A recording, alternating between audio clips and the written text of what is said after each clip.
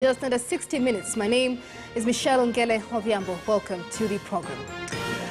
Now, Tanzanians go to the polls tomorrow, the 28th of October, and President John Magufuli is expected to win re-election despite a spirited challenge from opposition leader Tundu Lissu and accusations from rights groups that he suppresses individual freedoms and dissent. Magufuli, aged 60, represents the ruling Chama cha Mapinduzi CCM party and is expected to face off in a crowded field of 15 presidential contenders in Wednesday's vote. Nicholas Wambua with more details.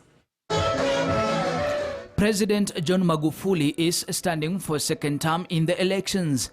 He promises voters his projects will turbocharge growth in East Africa's third largest economy, even as the private sector complains it is being made to pay too high a bill. The 60-year-old president's nickname, the bulldozer, is testimony both to his fondness for massive public works and his reputation for pushing through policies despite opposition. Uchaguzi huu unatoa fursa kwetu wa Tanzania kuchagua viongozi watakaoendelea kusimamia umoja na mshikamano wa Watanzania kama ulivyoachwa na baba wa taifa marehemu Mwalimu Julius Kambarage Nyerere. Uchaguzi huu pia utatufanya ama kuwachagua watu wenye nia ya kutuvuruga umoja na mshikamano wetu au kuligawa taifa letu vipande vipande kwa misingi ya ukabila. Baba wa taifa aliwahi kusema, ukiona mtu anatafuta madaraka kwa misingi ya ukanda au ukabila, ujue amefilisika kisera na anapaswa aogopwe kama ukoma. At least a dozen candidates are vying for the presidency, but the primary challenger is Lissu of the opposition party for Democracy and Progress, known as Chadema.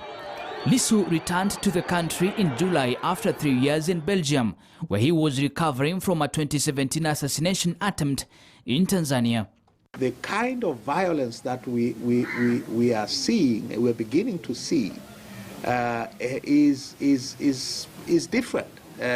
This time, the regime is scared, and they are going to be very, very violent, because in a free and fair election, we will win fair and square. Voters also will choose legislators 264 in Tanzania's National Assembly and 50 in House of Representatives of the semi-autonomous region of Zanzibar, as well as thousands of local government councillors. Critics of Magufuli's administration accuse him of suppressing individual freedoms, political opponents, and the press, and of narrowing the space for civil society groups. The government has built up a formidable arsenal of laws to stifle all forms of dissent and effectively clamp down on rights to freedom of expression and peaceful assembly. Ahead of the vote, Amnesty International charged in a report this month. Earlier this month, Lissu's campaign was suspended for a week by the National Electoral Commission for allegedly using seditious language and other violations. The Chadema party called the charges unfair but agreed to the suspension. Lissu, 52, says he would work to ensure rights, social justice and development in the East African country of 60 million. It has been a fiercely contested election campaign in Tanzania's semi-autonomous state of Zanzibar. The result could trigger another potentially violent fallout between the governing party and the opposition following the disputed election 5 years ago. Most ordinary islanders, hit hard by a decline in tourism due to the spread of COVID-19, want economic change. Here's Rebecca Mulure with the details.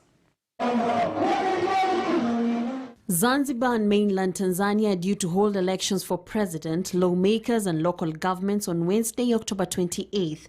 Zanzibar has previously been rocked by post-election violence in 2001, resulting in the death of more than 35 people. Both parties have now held their final rallies at a recent gathering for the ruling party Chama cha Mapinduzi CCM. Its flag bearer, Dr. Hussein Ali Mwinyi, appealed for peace. We must continue to build on our unity and solidarity of our people. Let us not allow any space for discrimination of any kind in Zanzibar, be it discrimination based on our origins, regardless if you are from Pemba or Unguja. We must fight all types of discrimination and build the oneness of our country. An opposition Act Wazalendo Party campaign manager said on Sunday, October 25th, that he had been seized and threatened by armed men, while a parliamentary candidate was still missing. Opposition parties have said in the lead-up to the election, their candidates' campaigns have been disrupted on several locations, while dozens of parliamentary candidates were disqualified. Since 1995, there was no free and fair election in Zanzibar. And this time, 2020, is same like there was no free and fair election, because if we're starting on a voter registration book, many members from ACT, from opposition, were removed. This means that the government is not needing the free and fair election. They removed our people because they need to chip in. So I don't think that there is fair and fair election. The government has previously denied clamping down on dissent. There is disquiet. There is a heavy contingent of, anti-riot police and military that has been deployed to Zanzibar, especially Pemba. And so one thing that I know is that there is tension. So I hope that things go well, but from the look of things is that there is tension that is building up. The volatile poll is being held against the backdrop of economic strain caused by the pandemic. In 2018, the government reported that tourism accounted for 27% of GDP, 80% of foreign revenue, and provided the highest private sector employment with 72,000 jobs. The Indian Ocean Archipelago's private and informal sector hope that a peace vote will bring visitors back to the empty streets of places like Stone Town, a UNESCO World Heritage Site. The aircraft is open. We're welcoming people to come and visiting because we get some benefit from them, and our business depends on the tourism industry, so we're glad that if after election there are no fighting, we'll be happy that we'll have some tourists to continue our business. We'll be glad, happy. Zanzibar formed a union with mainland Tanzania in 1964. Rebecca Miruri Mulure, KTN News. We are receiving reports from the main opposition party in Zanzibar that its presidential flag bearer has been arrested.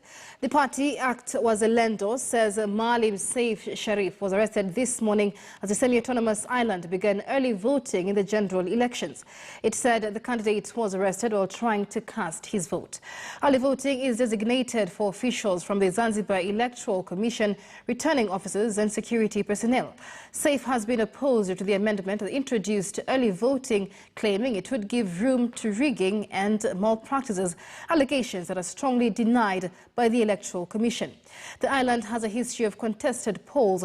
The opposition is claiming 3 people were killed and several others injured after police used live ammunition to disperse members of the public.